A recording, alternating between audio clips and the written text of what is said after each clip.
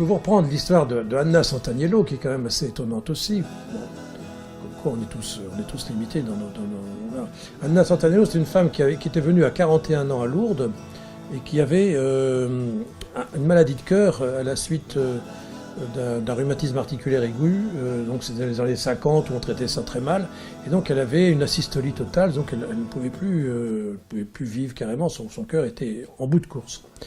À tel point qu'elle ne pouvait même plus parler, parce qu'elle n'avait plus assez de force, et elle m'a raconté plus tard, quand je l'ai revue, vous comprenez, je ne pouvais même plus me confesser. Alors, donc elle était très mauvais état. Et elle a réclamé, c'est une femme qui avait beaucoup de volonté à venir à Lourdes. Donc on l'a emmenée contre l'avis des médecins à Lourdes dans les années 50.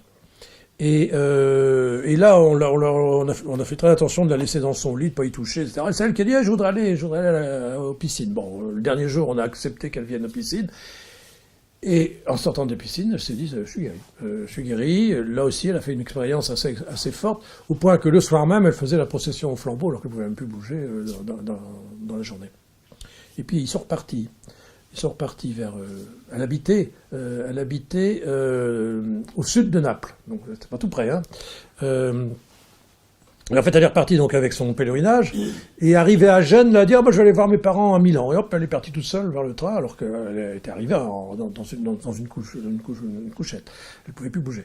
Et arrivée à Milan, ses parents, qui attendaient l'heure de sa mort, ne sont pas revenus la voir revenir comme ça. Ils l'ont emmenée tout de suite chez le cardiologue pour voir ce qui se passait. Le cardiologue lui fait des examens, électrocardiogramme, etc. Il lui dit, pourquoi vous venez me voir, vous êtes en bonne santé? Qu'est-ce que ça veut dire? Elle dit, regardez l'électro d'il y a un mois. Ah, c'était vous ça? Oui, c'était moi. Alors là, il n'a rien compris.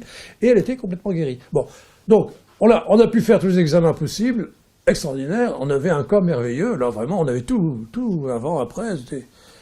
Le dossier est parti c'était au sud de Naples, là. Bon, enfin bref, à côté de Naples, et là, l'évêque du lieu a mis ça dans un tiroir. Je ne sais pas pourquoi, je n'ai jamais compris. Bon. C'était dans les années 50. Moi, dans les années, donc, 2005, je m'avais fait une conférence à Benevento, là je me souviens du nom, près de Naples.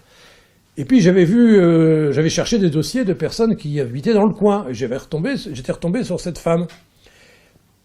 Et donc j'ai raconté aux médecins, c'était un groupe de médecins italiens, l'histoire de cette femme. Puis j'ai dit, là c'est vraiment dommage. On l'a jamais reconnue, mais bon. Or, les médecins qui ont entendu ça et qui étaient de la ville où habitait cette femme, Sorrente, c'était à Sorrente. Ils sont allés, et c'est venu aux oreilles du nouvel évêque de Sorrente qui était là. Ben, il s'est dit, après tout, c'est vrai, c'est bête. Il rouvre le tiroir et il retrouve l'histoire et il dit, pourquoi on l'a pas reconnue? Moi, je veux la reconnaître. Mais est-ce qu'elle est encore vivante? Alors il cherche. Ah ben oui, elle avait 98 ans, elle est toujours en forme après sa maladie de cœur.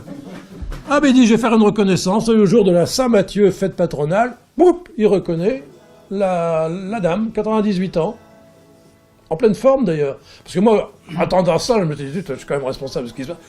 Je suis reparti là-bas, j'ai rencontré cette femme que je ne connaissais pas, moi je ne l'avais jamais vue.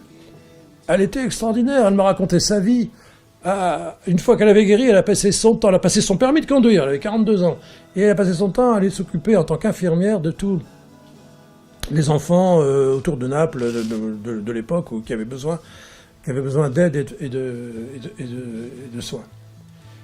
Et à 98 ans, elle était toute seule dans sa maison, elle se levait à 6 heures pour faire sa prière, enfin voilà. Vous voyez, donc elle a été reconnue à 67e miraculée de Lourdes. Je l'ai invitée à venir pour les 150 ans de Lourdes l'année suivante, et entre-temps, elle est morte. Il était grand temps qu'on la reconnaisse, hein, parce que quand on est mort, on ne reconnaît plus.